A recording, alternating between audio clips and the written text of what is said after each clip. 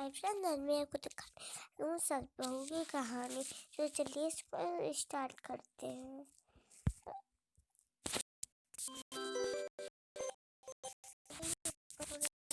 झड़ालू सास और बहू। अरे बहू, ला टीवी का रिमोट मुझे दे। कब टीवी दे रही है? कपिल शर्मा शो का टाइम हो गया है। अरे जरा रुकिए माँ जी, अभी अभी तो मेरा सीरियल शुरू हुआ है। एक काम करिए, आप कपिल शर्मा को अपनी सहेली मीना आंटी के यहाँ जाके देख लीजिए। अरे तू खुद क्यों नहीं चली जाती अपनी उस नक्चड़ी सहेली कमला के यहाँ? है बड़ी आई मुझे भेजने वाली। सीमा गुस्से से जवाब देती है, मुझे भी कोई शौक नहीं है आपके साथ बैठकर टीवी देखने का। फिर सीमा अपनी सहेली कमला के घर चली जाती है। अरे क्या बात है सीमा, अचानक इतनी रात को मेरे घर आना कैसे हुआ? अरे क्या बताऊं तुझे, मेरी सास के मारे तो घर पर टीवी देखना तक मुश्किल हो गया है, इसीलिए मैं तेरे घर पे आ गई हूँ टीवी देखने। अरे तू अपनी सास से इतना डरती क्यों है? अभी अभी तो तेरी शादी हुई है, अगर अभी से तू नरम पड़ गई तो तेरी सास तुझे घर की नौकरानी बनाकर रख देगी।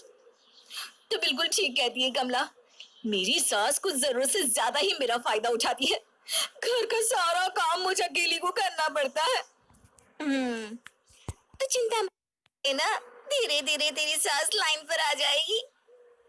फिर अगले दिन से सीमा कमला की सिखाई हुई बातों को अपनाती है और अपनी सास से छोटी छोटी बातों पर झगड़ने लगती है। अरे बहू, सुबह से ये कपड़े बाथरूम में पड़े हैं, तूने अभी तक धोए क्यों नहीं? माँ जी आज मेरी तबीयत ठीक नहीं है, आप धो लीजिए कपड़े। वैसे भी मैं तो रोज धोती हूँ ना, घर का थोड़ा बहुत काम आप भी कर लिया कीजिए। अरे बड़ी बदतमीज है तू, बहू होके अपनी सास से कपड़े धुलवाएगी? ये तो इस घर में कभी भी नहीं हो सकता। सीमा चिढ़कर अपनी सास को जवाब देती है, तो ठीक है, कपड़े इसी तरह पड़े रहने दीजिए, मुझे कोई फर्क नहीं पड़ता, मैं चली अपने कमरे में। फिर अगले दिन, अरे सीमा, तुमने अभी तक मेरे कपड़े नहीं धोए, मैं ऑफिस क्या पहन कर जाऊंगा? सुनिए जी, मैं आपसे साफ साफ कह देती हूँ, अपनी माँ से कहिए कि घर के काम में मेरा हाथ बटाया करे, या फिर एक नौकरानी का इंतजाम कर दीजिए। मैं अकेले इस घर का सारा काम नहीं कर सकती। अपनी पत्नी का ये रूप देख सुरेश बिना कुछ कहे चुपचाप अपने ऑफिस चला जाता है। फिर उसी शाम, अरे बहू, रात के 8 बज गए हैं और अभी तक तूने खाना नहीं बनाया, तू आखिर कर क्या रही है? आज मेरा खाना बनाने का मूड नहीं है, आज खाना आप बना लीजिए या फिर रेस्टोरेंट से मंगा लीजिए ना। अरे बड़ी अजीब है तू, अगर मुझे ही खाना बनाना था तो तुझे क्यों बहू बनाकर अपने इस घर में लाई हूँ? बस बहुत हो गया माँ जी, आप भी कभी कभी अपने हाथ पैर चला लिया कीजिए, सारा दिन बस यहाँ वहाँ टाइम पास करती रहती हैं।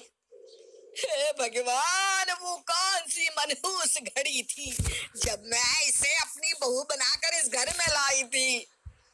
अरे माँ जी, किस्मत तो मेरी फूट गई है जो मुझे आप जैसी सास मिली है। फिर दोनों एक दूसरे से नाराज होकर अपने अपने कमरे में चली जाती हैं। थोड़ी देर के बाद सुरेश और उसके प्राजी दफ्तर से घर लौटते हैं। आज घर में खाना नहीं बना है, ये देखकर सुरेश अपने पिताजी से कहता है, पिताजी, अब पानी सर के ऊपर निकल चुका है, इन दोनों की सुलह कराने के लिए हमें ही कुछ करना पड़ेगा। सुरेश के पिताजी सुरेश से सहमति जताते हुए कहते हैं, तुम बिल्कुल ठीक कहते हो बेटा, मेरे पास एक बढ़िया उपाय है। फिर अगले दिन सुरेश का बेटा राजू अपनी माँ सीमा के पास जाता है। मामा देखो देखो, दादी ने आपके लिए क्या भेजा है। राजू सीमा को एक छोटा सा बॉक्स देता है। सीमा बॉक्स खोलकर देखती है तो उसके अंदर एक सोने का हार था। ये देखकर सीमा की आंखें फटी की फटी रह जाती है। माँ जी ने ये हार मेरे लिए भेजा है। हाँ माँ, दादी अपने पड़ोस की सहेली से कह रही थी कि मेरी बहू बहुत अच्छी है, मेरा बहुत ध्यान रखती है, घर का सारा काम अकेले संभाल लेती है। अच्छा माँ, अब मैं खेलने जा रहा हूँ। फिर राजू वहां से चला जाता है। थोड़ी देर के बाद राजू भागता हुआ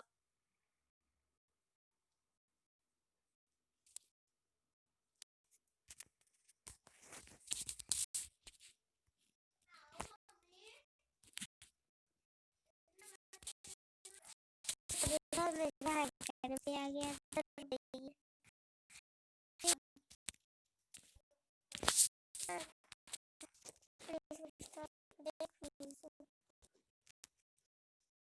बारी के कमरे में जाता है।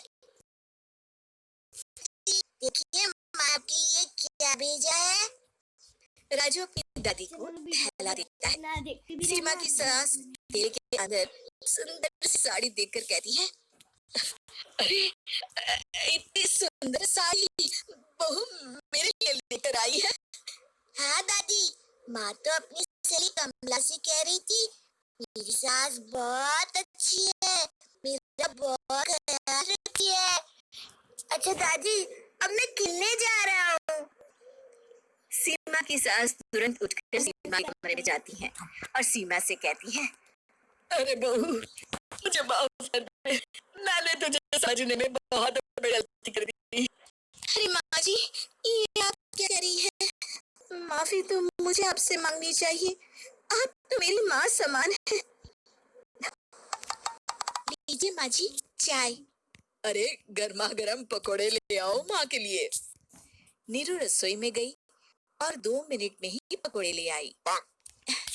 जी ये लीजिए। बहू जादू से बनाए हैं क्या? अभी तो रसोई में गई थी। यम्मी।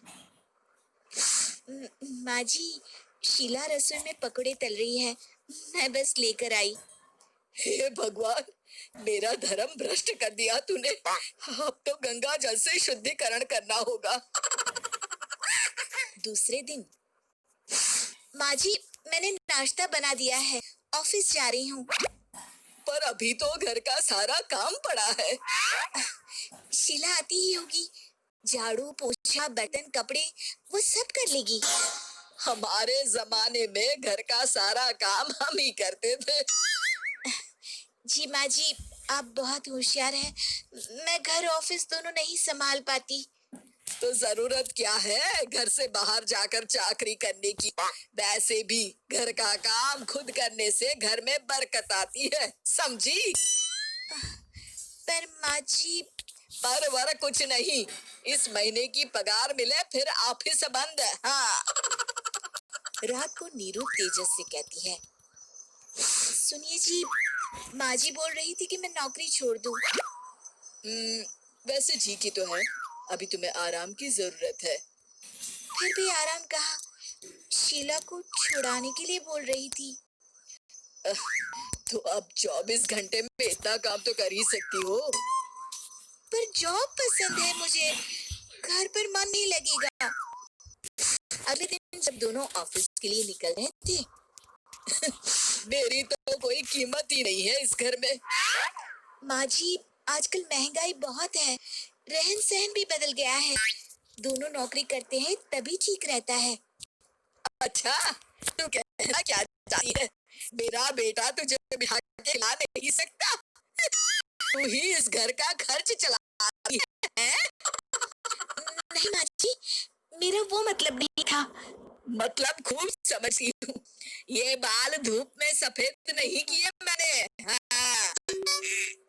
अब तो ये रोज का काम हो गया था, तेरी भी रोज की झिकझिक से। पर एक दिन उसने कहा, नीरू, वैसे भी तुम्हें मैटरनिटी लीव मिलने वाली है, तो अभी से ही छुट्टी लो।